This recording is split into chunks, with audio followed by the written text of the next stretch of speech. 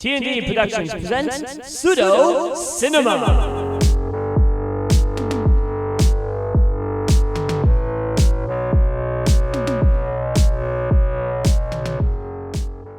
Welcome to Pseudo Cinema! That's right. Welcome back to Pseudo Cinema, the only YouTube channel we have for and about movies. Strange movies, little movies, big movies. Motion pictures, films, independent, talkies, yeah. Independent, really good ones, artsy films. Obscure ones. So today we had one that used to be obscure until the birth of the internet. Well, no, before that, until maybe 1988. Okay. This is stores. This is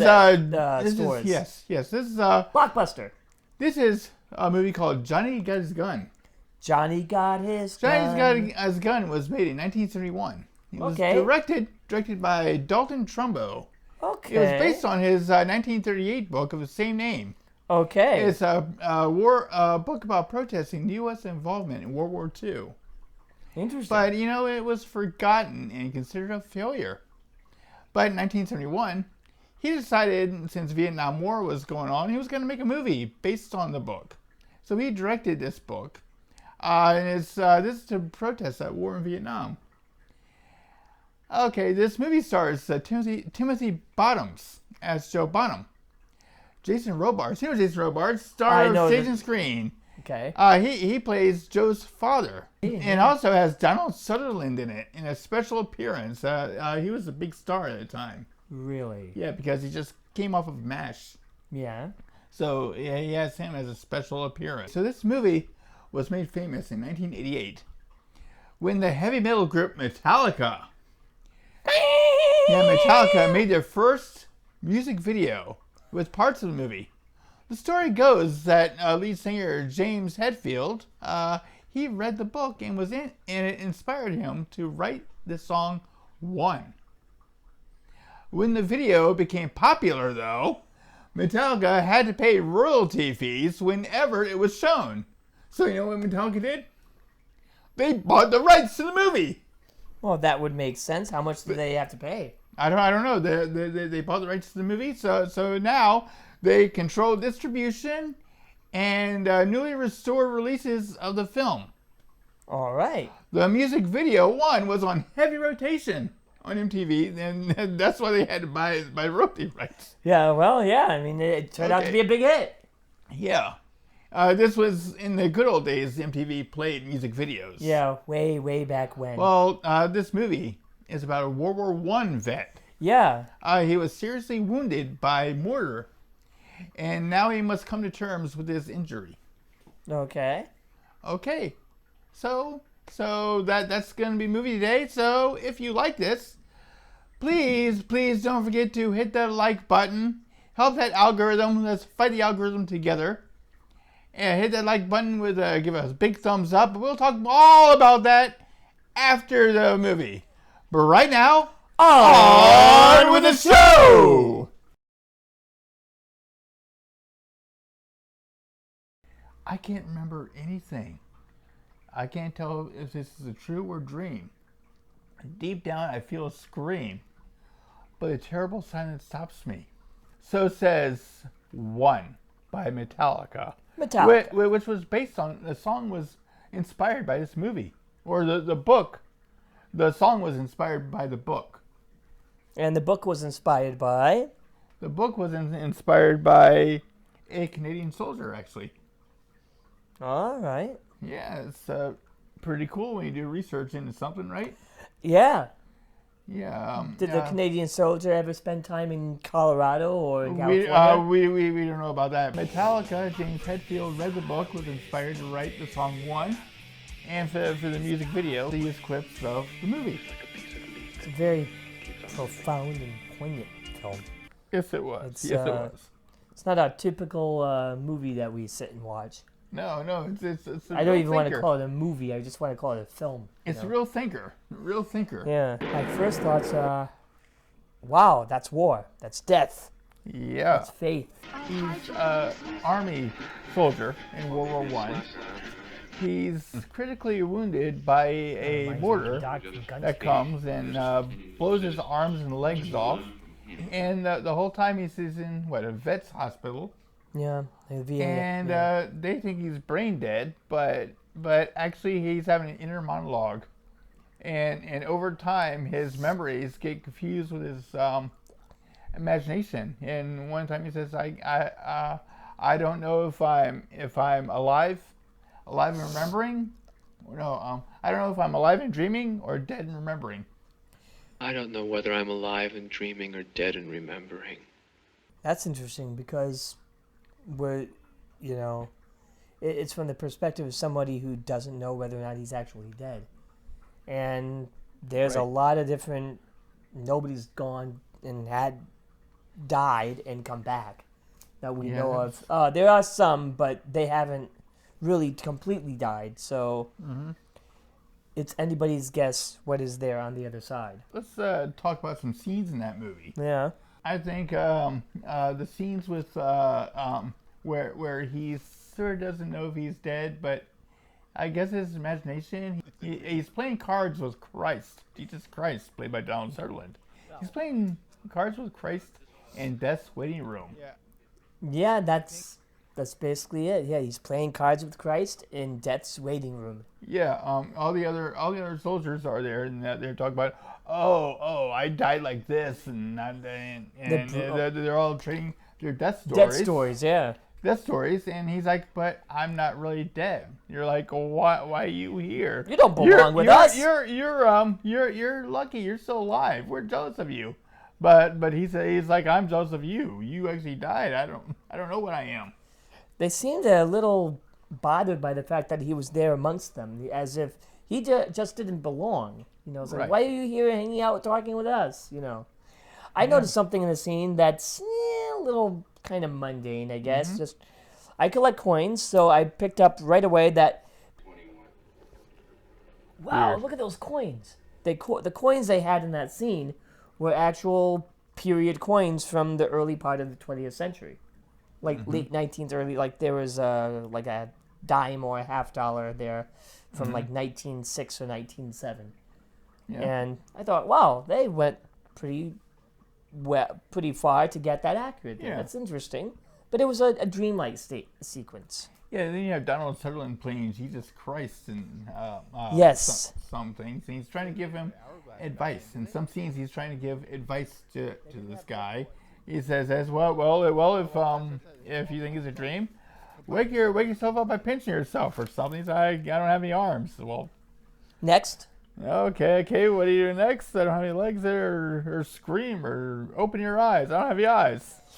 It's like, okay, I think you're out of luck then. You need a miracle. Yeah, he says, Jesus says, you need a miracle. And what else did he say? This was a pretty profound question right around that scene. Do you control the dream? Or does the dream control you? Yeah, that's a good one, yeah. And, the man didn't know. Joe didn't know, and then Jesus goes ahead and says, perhaps it would be better for you to go away now.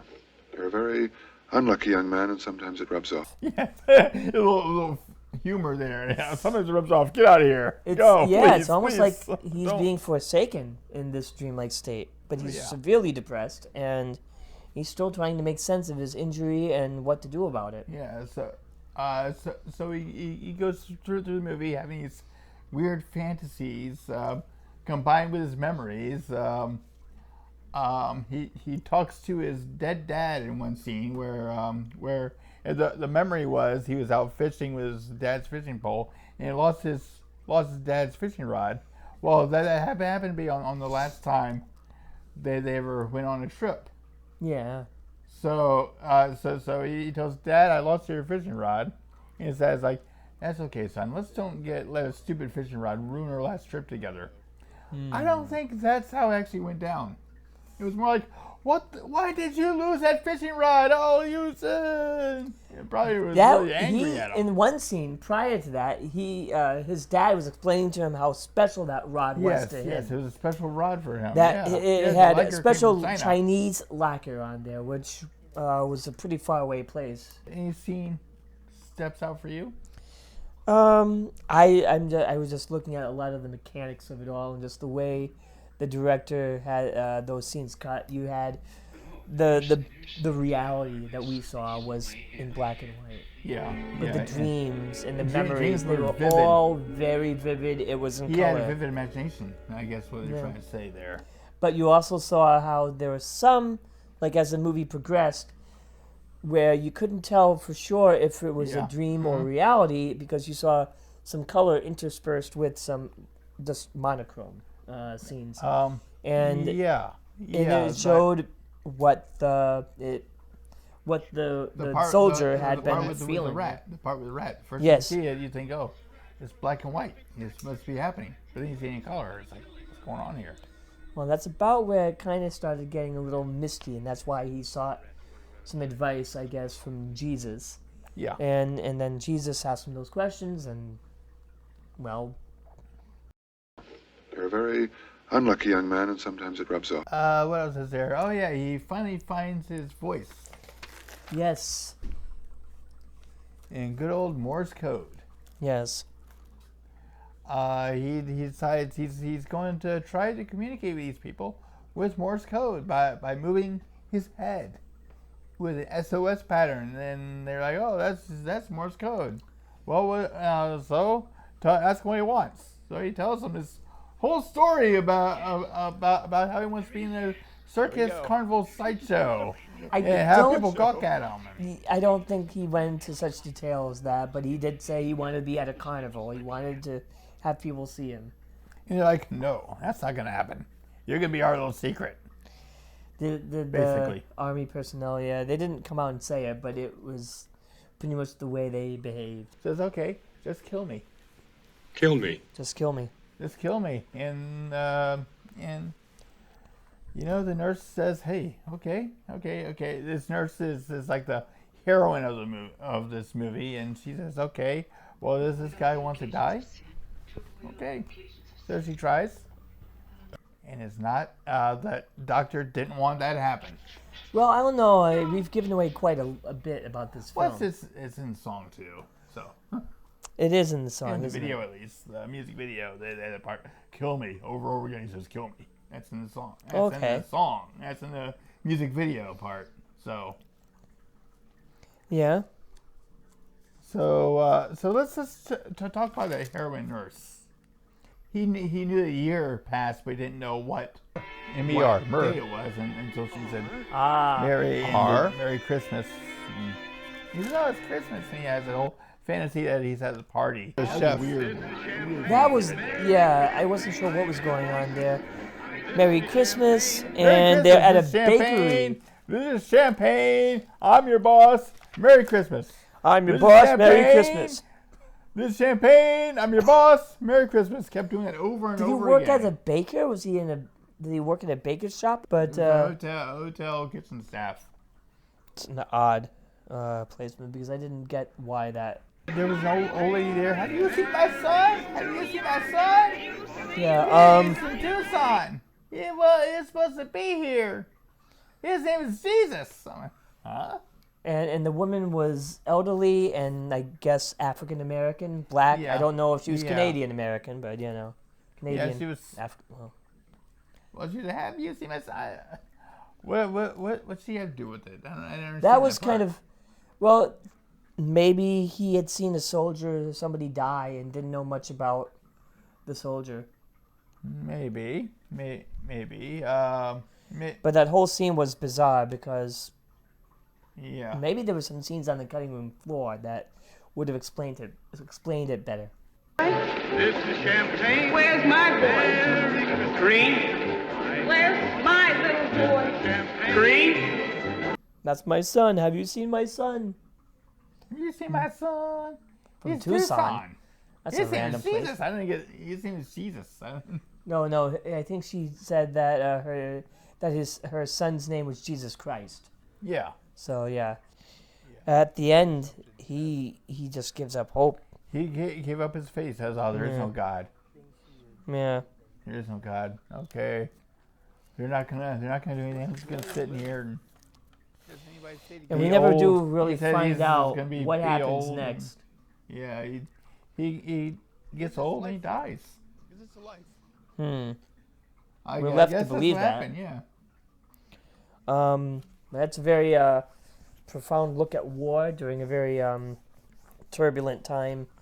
Yeah. And Okay. Would you say this movie is timeless? I think a It's lot of the profound ideas anytime, are, I mean. yeah. But there are definitely some elements from. I didn't really feel much about it being from the Vietnam era at all. The movie, even though it won a Cannes Film Festival award, it was shot with $1 million budget. It only made $700,000 back, so it didn't really make its money back. So it was considered a flop. Financially flop. So till James Hetfield read the book and said, "Hey, this will make a good song. I'll use the video and use snippets of the movie." Which, as I said before, they own the rights to the movie now, which is really cool. So please, Lars Ulrich, if you're watching this, don't cut us off here like you did with those people at Napster, okay? Napster. Oh gosh. Okay. Well. Anyway. The next movie. Let's just make a little bit happier in this film. Please. Yes, a lot happier. Maybe a little more lightheartedness. Like, oh god. Dancing candy canes, something like that. This is so morbid or something. Yeah.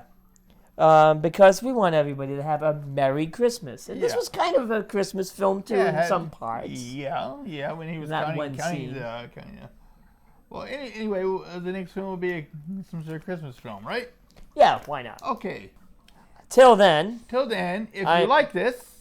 Like, share, and subscribe. Share, and subscribe. And also, don't forget to what? Ring that bell. Ding. More I did that videos. time. More videos. You're watching this on TND Entertainment, but also remember to come to our main channel, TND Productions. Okay, the link will be right here above Peter's head. Right there. Also, don't forget we're also on Facebook and Twitter. And if you wish to talk to us online, we're on Discord as well. We also have the Teespring, or Spring Store. The Spring Store, yeah. You can buy mugs, masks, and even T-shirts without logo on it. Or our Pseudo Cinema logos, too. Oh, yeah, that one, too. Yeah. And what else do we have? We have Patreon. Patreon's always good. Help support us, and we'll do good things for you by making better videos, with better equipment. Grandiose videos. And more time devoted to these lovely channels. Yes, a lot more time. Yes. And what else is there? Anything else? Is that everything? I'm Peter Gazzino. I'm Danny Fry. Bye-bye, guys.